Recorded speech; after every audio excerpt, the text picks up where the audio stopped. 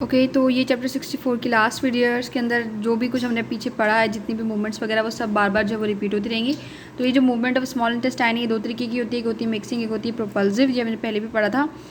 इसके अंदर जो है वो इस जो मिक्सिंग मूवमेंट जो होती है स्मॉल इंटेस्टाइन में, इसको हम सेगमेंटेशन कॉन्ट्रैक्शन बोलते हैं। अगर कोई आपसे सेगमेंटेशन कॉन्ट्रैक्शन की जो है वो डेफिनेशन पूछे स्मॉल इंटेस्टाइन के सेगमेंटेशन कॉन्ट्रैक्शंस क्या होती हैं, तो आपने सिंपली ये कहना है कि concentric contraction spaced in interval along the intestine and lasting a fraction of a minute. ठीक है, वो इस तरीके की होती हैं। तो ये जो कॉन्ट्रैक्शन हो रही होती हैं, इसके बीच में छोटे छोटे से स्पेसेस होती हैं। चार तरीके की कॉन्ट्रैक्शन होती हैं। एक होती है रेगुलरली स्पेस्ड, दूसरी आइसोलेटेड, तीसरी होती है रेगुलरली स्पेस्ड और चौथी होती है वीक रेगुलरली स्पेस्ड। तो यानी यहाँ पे आप देखो ये रेगुलर जो है वो टाइम के बाद और एक कॉन्ट्रैक्शन के बाद बिल्कुल एक जैसी वेव्स जो है वो बन रही हैं, एक जैसी कॉन्ट्रैक्शन हो रही है, बीच में एक जैसा ये गैप है। जबकि ये आइसोलेटेड है, ये इतनी बड़ी सारी कोई कॉन्ट्रैक्शन हो गई, बीच में ज़रा सा गैप है, और यहाँ पे ये इरेगुलर है, कोई बड़ी है, कोई छोटी है, कोई इससे छोटी है, कोई इससे बड़ी है। ठीक है, तो इसमें क्या होता है कि जितनी जो ये वेव बनेंगी और कॉन्ट्रैक्शन कितनी होंगी, इसका सारा दारोमदार जो इसकी जो फ्रिक्वेंसी है वो डायरेक्टली प्रोपोर्शनल है कि कितनी वेव बनेंगी, ये डायरेक्टली प्रोपोर्शनल है कि ये कौन सा मतलब म्यूकोजा है। अगर तो हमने पढ़ा था कि हमारे स्टमक के अंदर 1 मिनट में 3 वेव्स बनती हैं स्लो वेव्स की वजह से। ठीक है, और हमारे जो ड्यूडेनम है उसमें 12 वेव्स बनती हैं 1 मिनट के अंदर, और हमारे इलियम में जो है वो 8 वेव्स बनती हैं। तो अगर ये हमारे स्मॉल इंटेस्टाइन है तो इसके अंदर 12 वेव्स बनेंगी 1 मिनट के अंदर। और अगर किसी पेशेंट को, और अच्छा इसको कंट्रोल कौन करता है, माइंटेरिक प्लेक्सिस, और ये माइंटेरिक प्लेक्सिस बार बार आता रहेगा। इसको स्मॉल इंटेस्टाइन की जो मूवमेंट है प्रोपल्सिव मिक्सिंग कॉन्ट्रैक्शंस, इसको कंट्रोल करता है माइंटेरिक प्लेक्सिस। 1 मिनट में 12 वेव्स जनरेट होती हैं। और अगर हम किसी भी पेशेंट को किसी भी रीज़न से अगर हम एट्रोपिन ड्रग दे देंगे तो ये जो वेव्स बन रही हैं, जो कॉन्ट्रैक्शंस हो रही हैं, वो होना बंद हो जाएंगी, और फूड जो इन वेव्स के अंदर घूम घूम के मिक्स होता है वो होना रुक जाएगा। ठीक है, इसमें बस ये बात थी। और इसकी जो दूसरी मूवमेंट है प्रोपल्सिव मूवमेंट, ये जो है वो बहुत स्लो मूवमेंट होती है स्मॉल इंटेस्टाइन में। सबसे ज़्यादा स्लो मूवमेंट अगर कहीं पे होती है तो स्मॉल इंटेस्टाइन में होती है। क्या होता है कि 1 मिनट के अंदर सिर्फ 1 सेंटीमीटर जो है वो आपका कायम आगे बढ़ता है आपके स्मॉल इंटेस्टाइन के अंदर, यानी 3 से 5 घंटे लगते हैं इसको पाइलोरस से इलियोसिकल वेल्व तक जाने में। अब इसको कंट्रोल कौन करता है, इस पेरिस्टालसिस को कंट्रोल कौन करता है, नर्वस कंट्रोल भी होता है और हार्मोनल कंट्रोल भी होता है। जैसे मैं नर्वस कंट्रोल की बात की तो आपको याद आ जाना चाहिए कि अभी हमने बात की कि इसके अंदर माइंटेरिक प्लेक्सिस ही जो है वो इसको कंट्रोल करता है, जबकि जो इसका हार्मोनल कंट्रोल है वो जो है वो आपको हार्मोन जो है वो याद रखने पड़ेंगे।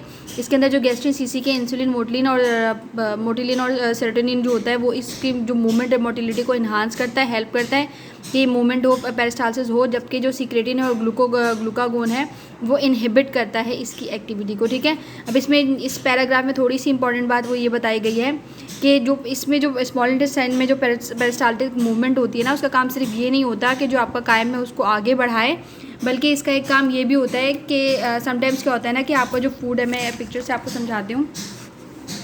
समटाइम्स क्या होता है, आपका जो फूड है, ओके यहाँ पे पिक्चर इसमें नहीं है, आपका जो फूड होता है वो आगे बढ़ते बढ़ते इसका काम ये होता है कि जब आपका जो कायम लेकर ये आ रहा होता है ना, तो कायम का जो जितना जो थिक जो पेस्ट होती है उसको लेकर आते आते जितनी भी आपकी स्मॉल इंटेस्टाइन की जितनी भी लेंथ है ना, उसकी वॉल्स के ऊपर ही चिपकाता रहता है। ऐसा क्यों करता है, क्योंकि समटाइम्स क्या होता है कि आपका जो जब आपका कायम जो है वो इलियोसेकल वॉल्व की तरफ पहुंचता है ना, तो कभी कभी ऐसा होता है कि वो बिल्कुल ब्लॉक हो जाता है और जो फूड है ना उसको बाहर नहीं निकलता है। यहाँ पे लिखा हुआ है upon reaching the ileocecal valve the chyme is sometimes block for several hours until the person eats another meal. तो क्या सीन है कि जब आपका जो कायम है वो इलियोसिकल वॉल्व के पास पहुंचता है तो कभी कभी ऐसा होता है कि वो ब्लॉक हो जाता है, आगे नहीं बढ़ता जब तक कि बंदा दूसरा खाना ना खा ले और उसको प्रेशर ना मिले। तो ये क्या करता है, जो स्मॉल इंटेस्टाइन के अंदर जो प्रोपल्सिव मूवमेंट होती है, पेरिस्टाल्सिस होता है, वो क्या करता है कि वॉल्स के ऊपर उसको पहले से चिपकाता हुआ आता है, ताकि जब वो ऐसी कोई हरकत करे तो वो प्रेशर जनरेट करे, पेरिस्टाल्सिस हो। इसको कहते हैं गैस्ट्रोइलियल रिफ्लेक्स जनरेट होता है। जैसे खाना जो है वो ब्लॉक हो जाता है, जैसे आपका जो कायम है वो ब्लॉक होने लगता है इलियोसिकल वॉल के अंदर, तो वो क्या करता है गैस्ट्रोइलियल रिफ्लेक्स को जनरेट करता है, और वो क्या करता है कि आपके इलियम के अंदर और आपके ड्यूडेनम जेजुनम इलियम के अंदर जो है वो पेरिस्टाल्टिक वेव्स जनरेट करता है प्रेशर से। और जितना भी वो कायम जो है वो वॉल स्मॉल इंटेस्टाइन की वॉल्स के ऊपर जो चिपका के आया हुआ होता है, ये मूवमेंट चिपका के आई हुई होती हैं, तो उसको लेकर आता है और यहाँ पे लाके जमा करता है, ताकि वो जो प्रेशर उसको दूसरे मील से मिलना था, वो जो चुपका हुआ कायन है उसको लेकर आ जाए और उसकी वजह से वो प्रेशर मिले और जो वो डिफिकेशन में आसानी हो। दूसरी बात यहाँ पे लिखा हुआ है कि ओके, ये बात हमने पहले कर ली, बार बार रिपीट हो रहा है रश पेरिस्टाल्सिस का सीन ये है, मैंने आपको बताया कि यहाँ पे 3 से 5 घंटे लगते हैं पायलोरस से इलियोसिकल वाल्व तक आपके फूड को आपके कायम को स्लो मूव करके आने में, ठीक है। जबकि रश पेरिस्टाल्सिस में क्या होता है ना, हम सुनते हैं किसी का पेट खराब हो गया, अभी खाना खाया है, अभी वॉशरूम जा रहे हैं, अभी खाना खाया है, यानी एक मतलब 5 मिनट के अंदर 3-4 मरतबा वॉशरूम चले गए। तो ये जो 3 से 5 घंटे का जो प्रोसीजर है ना, वो 1 मिनट में होना शुरू हो जाता है, बल्कि उससे भी कम टाइम में। ऐसा क्यों होता है कि अगर आपके जो इंटेस्टाइन है उसके अंदर कोई भी इरिटेशन हो रही है, कोई केमिकल ऐसा चला गया है, या कोई वीकनेस है, उसके म्यूकोजा में किसी किस्म के कोई इन्फेक्शन है, डायरिया है, कोई बैक्टीरियाज आ गए हैं, तो वो जो मूवमेंट है पेरिस्टाल्सिस की, वो बहुत जो है वो स्पीड में होने लग जाती है, जिसको हम कहते हैं रश, यानी स्पीड में होने लग जाती है। और जो काम जो 2 से 3 घंटे में होता था, 3 से 5 घंटे में होना था, वो 1-1 मिनट में होने लग जाता है। इसको हम कहते हैं रश पेरिस्टाल्सिस। ये एक मतलब बीमारी है, ये इसका इफेक्ट बताया गया कि पेरिस्टाल्सिस स्लो जो होता है वो नॉर्मल होता है, और जो फास्ट हो जाता है उसको रश पेरिस्टाल्सिस कहते हैं, और वो जो है वो मतलब डायरिया वगैरह में होता है। आगे हम ये बहुत इंपॉर्टेंट चीज़, the ileocecal valve prevents back flow of from colon to the small intestine. तो सीन ये है कि यहाँ पे जो है हमने पहले 4 जो है तकरीबन स्फिंक्टर्स जो है वो पढ़ लिए हैं, और एक जो है वो यहाँ पे पढ़ेंगे, और एक वॉल्व पढ़ेंगे। तो इसमें क्या होता है कि यहाँ से ये देखें, ये नैरो है, ठीक है, और ये है इसकी जो एरिया है वो बड़ा है, ठीक है। तो ये जो स्फिंक्टर जो यहाँ पे जो वॉल्व लगा हुआ होता है ना, उसका काम ये होता है कि अगर ये भर जाए, ठीक है, यहाँ से कायम जाए और जाकर यहाँ पर भर जाए, तो ये बैक फ्लो ना कर सके, तो इसलिए यहाँ पर एक वॉल्व लगा हुआ होता है इस बैक फ्लो को प्रिवेंट करने के लिए। दूसरा, यहाँ पे एक स्फिंक्टर होता है, और यहाँ पे सारी बात सिर्फ ये कही हुई है, यहाँ पे स्फिंक्टर होता है, उसका काम क्या होता है कि अगर यहाँ पे इरिटेशन हो रही है ना, तो स्फिंक्टर जो है वो रिलैक्स हो जाता है, और सारा का सारा जो इसके पास इरिटेशन वाला जितना भी कायम है मटेरियल है, उसको सारे के सारे को सीकम में भेज देता है। और सीकम क्या करता है कि भाई साहब, भाई हद से ज़्यादा भर गया है, बहुत हो गया, अब ज़रा सब्र करो, और जो है वो मैं इसको आगे निपटा लूँ, फिर तुम मज़ीद भेजना, तो फिर इसको बंद कर देता है। मतलब ये इसको भेजने देता है जितना ये भेज सकता है, उसके बाद जब इसकी हद हो जाती है तो फिर इसको जो है वो कॉन्ट्रैक्ट कर देता है। यहाँ पे लिखा हुआ है ये पेरिस्टाल्सिस को, इस पेरिस्टाल्टिक मूवमेंट को जो इनहिबिट कर देता है, ताकि क्या हो कि जो इसके अंदर जो इरिटेटिव मटेरियल है वो मज़ीद ना आए, बस ये बात है इसके अंदर। और इस पर लिखा हुआ है नॉर्मली 1500 से लेकर 200 मिलीलीटर्स जो है वो कायम एम्प्टी होता है सीकम में हर रोज़, ठीक। और इसको भी कौन कंट्रोल करता है, हम बार बार एक चीज़ पढ़ते हैं कि इसको भी माइंटेरिक प्लेक्सस भी कंट्रोल करता है, और प्रीवर्टिब्रल सिंपैथेटिक गैंग्लियाज भी कंट्रोल करते हैं, ठीक है। इसका नर्वस कंट्रोल ये था। अब हम पढ़ते हैं मूवमेंट्स ऑफ कॉलन। कॉलन के अंदर जो है वो 2 काम होते हैं, 2 इसके मतलब बेसिक फंक्शन है। एक तो ये कि जो आपका जो कायम है ना, उसके अंदर जितने भी वाटर और इलेक्ट्रोलाइट्स होंगे ना, उसको निकाल कर उसको सॉलिड में तब्दील कर देगा कॉलन, ठीक है। और दूसरा उसका काम ये है कि मतलब आपका जो कॉलन है वो फुल भर गया है, ठीक है, अब आप जो है वॉशरूम नहीं जा रहे हैं ना, आपने रोका हुआ है उसको, तो भाई उसको कहीं पे तो रहना है ना, तो वो जो उसकी रहने की जगह है, जब तक आप डिफिकेट नहीं करते तो वो है आपका कॉलोन, ठीक है। इसके अंदर जो मूवमेंट होती है उसको हम हॉस्ट्रेशंस इसलिए बोलते हैं, जो इसकी मिक्सिंग मूवमेंट होती है उसको हॉस्ट्रेशंस हम इसलिए बोलते हैं क्योंकि आप अगर किसी शॉपर के अंदर पत्थर डालेंगे, प्लास्टिक के शॉपर के अंदर, तो पत्थर उसके अंदर से बाहर की तरफ छलकेंगे और अजीब किस्म की जिस तरीके की पत्थर की शेप होगी ना, वैसे उसकी शेप बन जाएगी। सेम इसी तरीके से जब वो फीसिस बन चुके हैं ना सख्त किस्म के, तो वो इसकी वॉल के अंदर से जो है वो बैग लाइक स्ट्रक्चर जो है वो शो कर रहे होते हैं, ठीक है, उसको हम कहते हैं हॉस्ट्रल्स।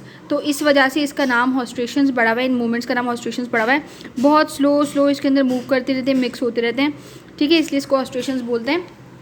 यहाँ पे लिखी हुई भी definition, at the same time the longitudinal muscle of colon which is aggregated into 3 longitudinal strips called the taenia coli. ये बहुत कम आता है, बस आपको समझ में आना चाहिए कि हॉस्ट्रेशंस होती क्या है, कि जो इतना जो सख्त किस्म का फूड है ना वो बाहर की तरफ आउटवर्ड बाहर की तरफ जो है वो झांक रहा होता है, जिसकी वजह से बैग लाइक स्ट्रक्चर्स बन जाते हैं, जिसको हम हॉस्ट्रेशंस कहते हैं, और बस दैट्स इट, ठीक है, इतना। और यहाँ पे जो प्रोपल्सिव मूवमेंट होती हैं आपके कॉलोन के अंदर, वो कैसी होती हैं कि वो हद से ज़्यादा मतलब स्लो होती हैं, ठीक है।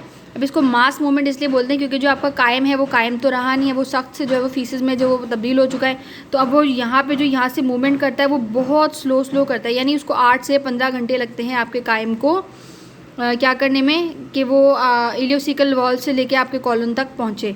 यानी ये रहा इलियोसिकल वॉल्व, और ये फिर यहाँ तक पहुँचने में इसको मतलब 8 से 15 घंटे जो है वो लग जाते हैं। इसमें ज़्यादा मज़ीद कोई बात नहीं है, बस इतनी सी बात थी, ठीक है। अब हम पढ़ेंगे डिफिकेशन। इसमें थोड़ी बहुत चीज़ें लिखी हैं, वही बार बार रिपीट है कि इसको कौन कंट्रोल करता है। इसको माइंटेरिक और पैरासिम्पैथेटिक दोनों ही कंट्रोल करेंगे। हम बात करते हैं डिफिकेशन की। डिफिकेशन के अंदर थोड़ा सा मुश्किल लगेगा आपको, पढ़ते हुए ना, mass movement of force faeces into the rectum, the desire of defecation occurs immediately. ठीक है, तो अगर आपसे पूछ सकते हैं कि डिफिकेशन के डिज़ायर को जो है एक्सप्लेन कर दें, तो आपने प्लीज़ कोई बचकाना जवाब नहीं देना, सिंपली ये कहना है कि जब कोई मास मूवमेंट आपके रेक्टम की तरफ आती है, यानी फीसिस जैसे आपके रेक्टम की तरफ मूव करते हैं, तो आपको जो है वो डिफिकेशन की डिज़ायर होना शुरू हो जाती है। ठीक है, और जो आपके आपका जो रेक्टम है वो कॉन्ट्रैक्ट करना शुरू कर जाता है, और आपके एनल जो स्फिंक्टर्स हैं जो वो रिलैक्स करना शुरू कर जाते हैं। अब इसके अंदर दो बातें जो मैंने अभी बोली हैं, रिफ्लेक्स जो आपके रेक्टम है वो उसके अंदर जो कॉन्ट्रैक्शन के रिफ्लेक्स शुरू हो जाते हैं, और जो आपका एनाल स्फिंक्टर है उसके अंदर रिलैक्सेशन के। तो उसका सिर्फ इतना सीन ये है कि आपका जो यहाँ पे समझा देती हूँ, आपका ये जो रेक्टम है ना, यहाँ पर एक अंदर की तरफ और एक बाहर की तरफ दो स्फिंक्टर्स होते हैं। जो अंदर वाला होता है वो होता है इंटरनल स्फिंक्टर, जो बाहर वाला होता है वो एक्सटर्नल स्फिंक्टर होता है। जो अंदर वाला होता है ये जब भर जाता है, ठीक है, इसका यहाँ तक का भरना और इसका डिस्टेंड होना, this is not in our control. ठीक है, ये स्फिंक्टर भर जाता है, खुल जाता है, और इसके अंदर जो वो सारा का सारा जो फीसिस है वो आकर जमा हो जाते हैं। जबकि जो आपका एक्सटर्नल स्फिंक्टर होता है बिल्कुल इस जगह बिल्कुल कॉर्नर पे, यहाँ पर जो है वो ये हमारे कंट्रोल में होता है। इसके अंदर स्केलेटल मसल्स होते हैं। ठीक है, ये हमारे कंट्रोल में क्यों होता है कि अगर ये हमारे कंट्रोल में ना हो और हम ट्रैवल कर रहे हैं, और तो जितने भी फीसिस हैं वो आते जाएं और ये भी जो है वो यहाँ से निकल जाए और आपके सारे कपड़े ख़राब हो जाएंगे। तो ये आपका कंट्रोल में इसलिए होता है कि अगर तो आप ऐसी कंडीशन में हैं, ऑफिस में है, ट्रैवल कर रहे हैं, कहीं जा रहे हैं, या कहीं पे मेहमान बन के गए हैं और आप वॉशरूम नहीं जाना चाहते, मतलब डिफिकेट नहीं करना चाहते, तो ये आपके कंट्रोल में होता है ये वाला स्फिंक्टर। ठीक है, ये वाला रिलैक्स हो जाता है ताकि जो जितना भी मटेरियल आ रहा है वो यहाँ आ जाए। यहाँ पर जैसे रिलैक्स होता है तो आपके पास यहाँ पे नर्व्स होती हैं, एफरेंट नर्व, वो जाके आपके जो मेंटरिक प्लेक्सस को बताती हैं कि भाई जो है वो यहाँ पर जो फीलिंग हो गई है, तो अब आप डिफिकेट करवाइए। मैं आपको आगे थोड़ा सा पढ़ाती हूँ। ठीक है, यहाँ पर दो स्फिंक्टर्स होते हैं। जो एक्सटर्नल स्फिंक्टर होता है वो आपके कंट्रोल में होता है, इंटरनल स्फिंक्टर आपके कंट्रोल में नहीं होता है। एक्सटर्नल स्फिंक्टर आपके कंट्रोल में इसलिए होता है ताकि जब आपकी नीड हो तब आप जाकर जो हैं वो डिफिकेट कर सकें। तो ये लिखा हुआ है एन इंटरनल एनाल स्फिंक्टर, जो हमने अंदर की तरफ जो होता है, ठीक है, और दूसरा होता है एक्सटर्नल एनाल स्फिंक्टर। इसको कंट्रोल कौन करता है? इसको पोडेंटल नर्व कंट्रोल करती है। आगे हम बात करें डिफिकेशन रिफ्लेक्सेस क्या होते हैं, ये भी हमने पहले से पढ़ लिया पर बार बार चीज़ें आ रही है। ठीक है, तो अभी ये इसको मैं आपको इस पिक्चर से पढ़ाती हूँ कि जैसे ही यहाँ पर जो है वो आपका इंटरनल एनाल जो है वो स्फिंक्टर मौजूद होता है। इंटरनल एनाल स्फिंक्टर जैसे ही ये फिल होता है तो यहाँ पर जो है वो हम देख रहे हैं एफरेंट नर्व फाइबर्स हैं, यहाँ से ये सिग्नल लेकर जाती हैं आपके स्पाइनल कॉर्ड के पास, और यहाँ पर से जो है वो पैरासिम्पैथेटिक नर्व फाइबर्स आती हैं और पेरिस्टाल्टिक मूवमेंट जो है वो descending colon, sigmoid colon, rectum के अंदर जो वो बढ़ा देती हैं ताकि आप डिफिकेट कर सकें। लेकिन क्योंकि ये वाला जो लास्ट वाला जो स्फिंक्टर है, एक्सटर्नल स्फिंक्टर, इसके अंदर जो वो स्केलेटल मसल्स हैं, स्ट्रेटेड स्केलेटल मसल्स हैं, ये उससे बना हुआ है, तो ये आपके कंट्रोल में है। और ये कहाँ से, इसके अंदर जो स्केलेटल मोटर नर्व आ रही होती है वो आ रही होती है फ्रॉम कॉन्शियस कॉर्टेक्स से, और ये आपके कंट्रोल में होता है। तो जब आप चाहते हैं तो डिफिकेट करते हैं, अदरवाइज़ नहीं करते। तो ये क्या होता है कि ये पहले तो मेंटरिक प्लेक्सस जो है वो बहुत स्लो इसके अंदर वेव जनरेट हो ही रही होती है ना, लेकिन अगर अब आप चाह रहे हैं कि आपने डिफिकेट करना है तो आप बैठे रहेंगे, 2-3-4 घंटे तो नहीं बैठे रहेंगे ना कि मेंटरिक प्लेक्सस जो अपनी इंट्रिंसिक वेव जो स्लो जो एक मिनट के अंदर वो 3 वेव जनरेट कर रहा है, आहिस्ता पेरिस्टाल्सिस करे और 4-5 घंटे में आप जो है वो डिफिकेट करें। तो ये जो पैरासिम्पैथेटिक नर्व फाइबर्स होती हैं वो आती हैं, वो इसकी मूवमेंट को वो बढ़ा देती हैं कि भाई जल्दी डिफिकेट करो और 2 मिनट में काम ख़त्म करो। ठीक है, ये इसने मूवमेंट करवा दी और यहाँ पे ये रिलैक्स हो गया। लेकिन ये जो आपका कॉन्शियस कॉर्टेक्स है, जो स्केलेटल मसल्स हैं, इनका काम सिर्फ ये नहीं होता कि ये जो आपका एक्सटर्नल जो एनाल स्फिंक्टर है सिर्फ इसको ही रिलैक्स करवाएं और आपको डिफिकेट करवाएं, बल्कि इसके कुछ और काम भी होते हैं। ये क्या करते हैं कि जब आप जैसे आपने जब नेचुरली डिज़ायर हो रही थी तो वो सारा कुछ खुद ही हो रहा होता है ना, आप वॉशरूम जाते हैं और डिफिकेट कर लेते हैं। लेकिन जब आप खुद जो है वो अपनी डिफिकेशन को रोकते हैं और अपनी मर्ज़ी से डिफिकेट करने जाते हैं तो आपको प्रेशर लगाना पड़ता है। उस प्रेशर में आप क्या करते हैं, आप सांस गहरा लेते हैं, तो आपका डायफ्रेम जो है वो डाउनलोड की डायफ्राम जो है वो नीचे की तरफ जो है वो खिसक जाता है। ठीक है, आपके एब्डोमिनल मसल जो है वो प्रेशर की वजह से कॉन्ट्रैक्ट हो जाते हैं, आपके जो जितने भी फीकल कंटेंट्स है वो नीचे की तरफ दब जाते हैं और उस प्रेशर से फिर जो है वो आप डिफिकेट करते हैं, जैसे कॉन्स्टिपेशन में लोगों के साथ होता है। तो ये जो आपका स्केलेटल मोटर नर्व है, इसके एक से एक नहीं, ये सारे काम भी हैं। तो इसमें बस ये लिखा हुआ था, ये थोड़ी सी डिजीज़ वगैरह लिखी हुई है, ये हम वैसे भी डिटेल में जो है वो नेक्स्ट चैप्टर में पढ़ लेंगे। तो ये चैप्टर जो है वो यहाँ पे ख़त्म हो गया। Thank you so much. Next chapter में मिलते हैं फिर। अल्लाह हाफ़िज़।